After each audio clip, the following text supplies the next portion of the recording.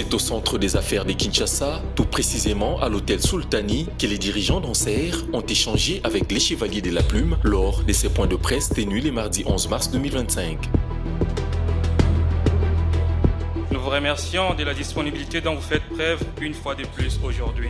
C'est avec votre accompagnement que l'Anser a pu manœuvrer et réussir son insertion dans les paysages institutionnels de notre pays.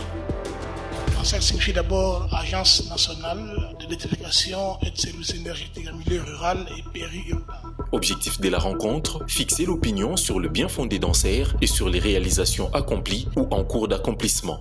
Quand le législateur de 2014 libéralise le secteur de l'électricité, la SNEL, qui était la seule entreprise qui électrifiait les pays, cessait d'avoir le monopole. Et donc, l'ANSER devait être créé pour électrifier les pays dans sa partie rurale et périurbaine. Donc, vous envoyez aujourd'hui la SNEL à Boende, il n'y aura pas si elle ne se rassure pas qu'il y a du bénéfice. Donc, c'est dans cette dynamique que l'ANSER a été créé. En 2014, c'est avec le président de la République actuelle que l'ANSER sera opérationnalisé le 17 juillet 2020 par la nomination des mandataires.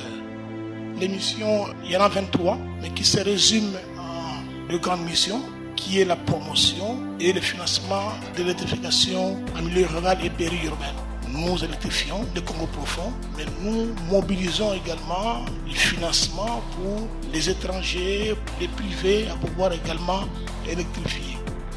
Donc notre vision, c'est valoriser les ressources énergétiques pour garantir l'accès universel aux services énergétiques à l'horizon 2045. Nous estimons qu'en 2045, nous pouvons atteindre les 100% du taux d'accès universel au Congo. Ça veut dire que nous voulons rendre l'électricité disponible, accessible, abordable et faire de l'électricité un vecteur de développement socio-économique dans le milieu rural et périurbain et dans toute l'étendue de la République. À en croire les DG Cyprien Moussimar, Anser est organisé en 6 grands pôles, à savoir les Grands Ouest, regroupement des provinces de l'ex-Bandundu, du Congo central ainsi que de Kinshasa, les Grands Équateur, les Grands Oriental, les Grands Kasaï, les Grands Est regroupant les 2 Kivu, les Maniema et les Tanganyika, ainsi que les Grands Katanga représentant l'espace Grand Katanga ou les Tanganyika.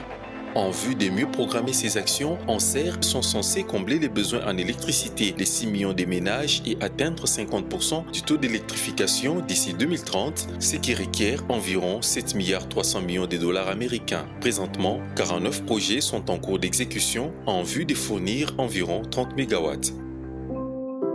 Dans les mêmes ordres d'idées, le directeur général adjoint a rassuré que les plans locaux d'électrification ont été conçus en collaboration avec les communautés locales pour servir au développement socio-économique du coin.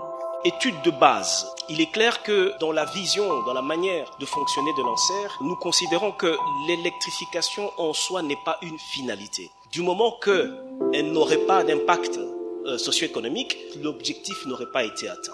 Donc pour nous, on électrifie, mais on doit se rassurer que cette électricité amène un développement socio-économique.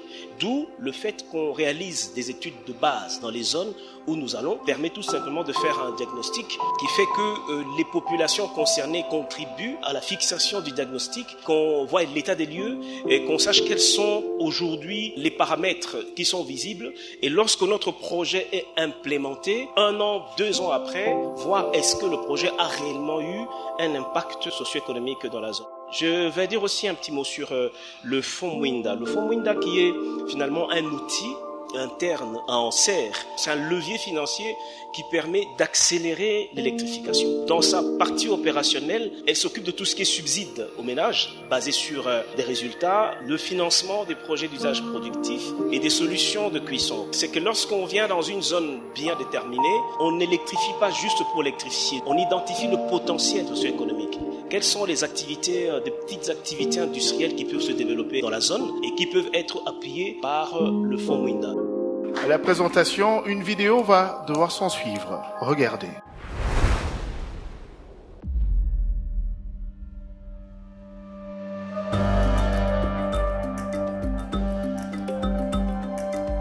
Depuis mboka oyo batonga ngo courant ya liboso tomona ekota na mboka bainstalle tina bandako ezaka oyo.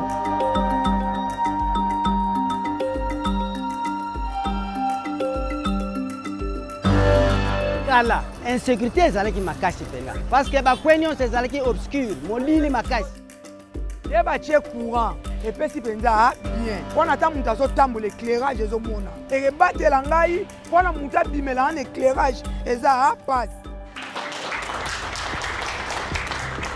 Après leur speech, le directeur général Cyprien Moussimar et son adjoint Damien Tomilangana se sont livrés au jeu des questions-réponses avec les journalistes.